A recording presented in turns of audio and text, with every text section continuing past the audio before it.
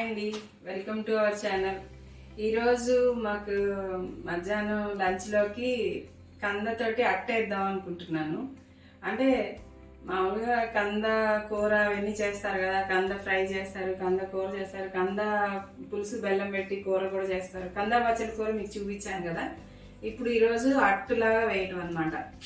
అంటే కొంచెం మందంగా వేసుకుంటే అది కొంచెం వేడివేడి అన్నంలో నెయ్యి వేసుకొని అట్టు ముక్క తుంచుకొని నంచుకొని తింటే చాలా బాగుంటుంది. లేదు ఆవకాయ కలుపుకొని సైడ్ డిష్గా కూడా బాగుంటుంది అనమాట. ఆవకాయలో నంచుకొని తిన్నా.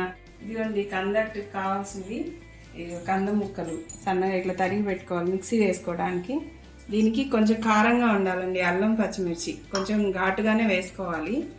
జీలకర్ర, ఉప్పు, పసుపు, కొంచెం బియ్యం పిండి. దీనికి పెసరపప్పు అనమాట. అంటే కంద ముక్కలు పొడి పొడిగా తురుములాగా వస్తుంది కాబట్టి మనం కొంచెం పెసరపప్పు నానబెట్టేసుకొని పెసరపప్పుతో పాటు దీన్ని కూడా మిక్సీ వేసేసుకోవాలి. దాంట్లో బియ్యం నానబెట్టుకోవచ్చు, లేదంటే బియ్యం పిండి కలిపేసుకోవచ్చు. ఇది మామూలుగా మీకు పెసరపప్పు కొంతమందికి పడదంటారు కదండి. అట్లా ఏమన్నా మీకు ప్రాబ్లం పెసరపప్పుతో మేము తినము అనుకున్న వాళ్ళు కందిపప్పు నానబెట్టి కందిపప్పుతో కూడా చేసుకోవచ్చు. అది ఇంకా అదేం చేయదు కదా కందిపప్పు. పెసరపప్పు అంటే కొంచెం ఎవరికైనా పడకపోవచ్చు, కందిపప్పు బాగుంటుంది, అదైనా చేసుకోవచ్చు, ఏమి ఇబ్బంది లేదు. సేమ్ ఇదే ప్రాసెస్. కందిపప్పు కూడా కందిపప్పు నానబెట్టేసుకోవటం, కాసిన బియ్యం నానబెట్టుకోవచ్చు, లేదంటే బియ్యం పిండి కలిపేసుకోవచ్చు. ఇదిగోండి మొత్తం అన్ని కంద ముక్కలు, పెసరపప్పు, పచ్చిమిరపకాయలు, అల్లం అన్నీ కలిపి మిక్సీ వేసేసాను కదా. కొంచెం బియ్యం పిండి కలిపాను దీంట్లో ఒక 2 స్పూన్లు. అంటే ఏం కొద్దిగా క్రిస్పీనెస్ కోసం అని బియ్యం పిండి కలుపుతాం. ఇలా ఉండాలి. అంటే ఇది మనం లావుగానే వేసుకుంటాం కాబట్టి ఇంత చిక్కదనంలో ఉండాలి. ఎక్కువ పల్చగా వేసుకోరు ఈ అట్టు. అంటే అన్నంలో కదా. ఫస్ట్ కొంచెం నూనె వేసేసి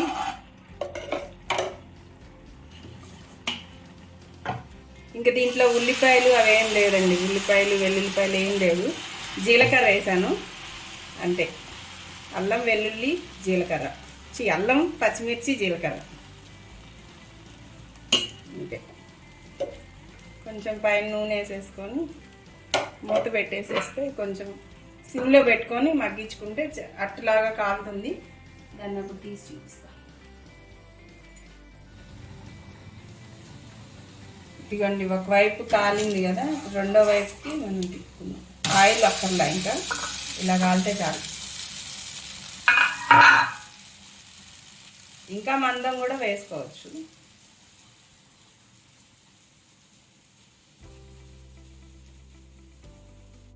ఇదిగోండి ఇట్లాగే ఇప్పుడు ఒక దోశ అయిపోయింది కదా, ఇంకొకటి కూడా వేసాను. ఇట్లా అన్ని మొత్తం ఇంక సేమ్ ఇంతే ఈ మందంలో వేసుకోవచ్చు. ఇంక కొంచెం మందం కావాలన్నా కూడా వేసుకోవచ్చు. కాకపోతే పలచగా వేసుకోకూడదు. ఈ దోశలు ఇలాగే ఉండాలా.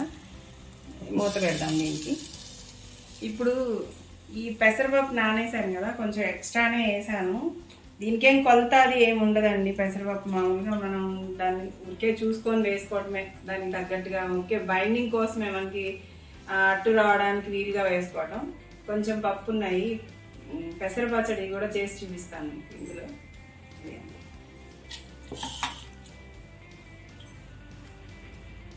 బాగుంటుంది పెసర పచ్చడి కూడా.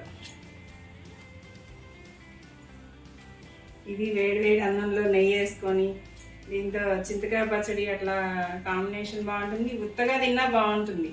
మనకు ఒక పూట తినేసి ఇంకా వద్దు బోర్ కొడుతుంది అనుకున్నప్పుడు దీన్ని కూడా చిన్న అట్లాగా వేసేసుకొని తినేసేయచ్చు అన్నంలోకి. బాగుంటుంది అట్లా కూడా.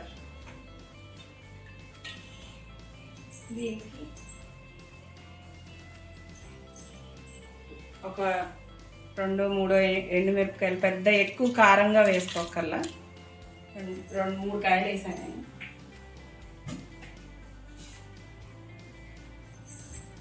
కొంచెం ఉప్పు టేస్ట్కి సరిపడా,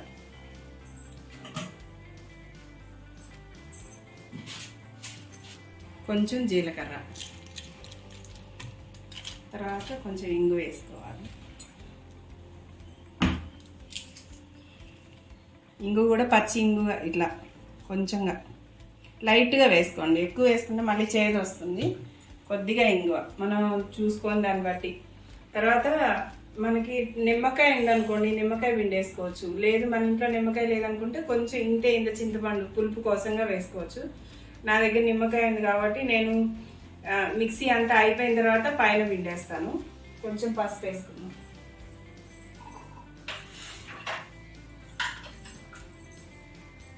లైట్గా పసుపు అంతే. మిక్సీ పట్టేసి చూపిస్తాను.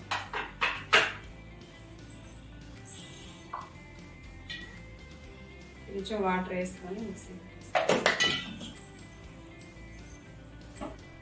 ఇదిగోండి మిక్సీ వేసా కదా పచ్చడి. ఒక్క నిమ్మకాయ చెక్క చాలు. లైట్గా పిండేసుకుంటే ఈ కొంచెం పచ్చడికే, అందుకని ఒకటే పిండుతున్నాం. మనం క్వాంటిటీ ఎక్కువగా చేసుకుంటే కనుక కొంచెం ఎక్కువ చూసుకొని పులుపు అంటే పులుపు ఉప్పు ఎవరి టేస్ట్కి తగ్గట్టుగా వాళ్ళు, కారం పులుపు ఉప్పు ఎవరి టేస్ట్కి తగ్గట్టు వాళ్ళు వేసుకోవాలి. చాలా బాగుంటుందండి ఈ పచ్చడి. ఇట్లా అన్నంలో కలుపుకొని వేడివేడి అన్నంలో కలుపుకొని తింటే చాలు.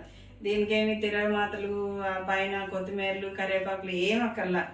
ఒక్క పెసరపప్పు, ఇదేంటి ఎండుమిరపకాయలు, ఉప్పు, ఇంగువ, జీలకర్ర, ఇంతే. అన్నీ ఇవే పచ్చివే. మిక్సీ వేసుకోవడం అయిపోవడం. ఇదిగోండి కందట్టు, ఇది కూడా అంతే. వేడన్నంలో చక్కగా నెయ్యి వేసుకొని కలుపుకొని తింటే చాలా, అదే ముక్క నంచుకొని తింటూ చాలా చాలా టేస్ట్గా ఉంటుంది. చూసారు కదండి, మనకి ఇంట్లో కూరలు లేనప్పుడు ఇంట్లో ఉన్న వాటితో ఎలా చేసుకోవాలి అనేది నేను చూపించాను. ఇందులో కూడా ఉల్లిపాయ వెల్లుల్లిపాయ లేకుండానే నేను ఐటమ్స్ 2 చేసి చూపించాను. ఇది కనుక మీకు ఈ వీడియో నేను చేసిన ఈ ఐటమ్స్ 2 నచ్చినట్టయితే ఒకసారి ట్రై చేయండి. కామెంట్ పెట్టండి, తప్పకుండా కామెంట్ పెట్టండి. ముందు మీకు ఎలా ఉంది అనే దానికి నాకు తెలుస్తుంది కదా. మీ కామెంటే నాకు హ్యాపీనెస్ని ఇస్తుంది. అందుకోసం చెప్తున్నాను. లైక్ చేయండి, షేర్ చేయండి. తప్పకుండా కొత్త వాళ్ళు చూస్తే మాత్రం సబ్స్క్రైబ్ చేసుకోండి. బాయ్ అండి, మరి ఉంటాను.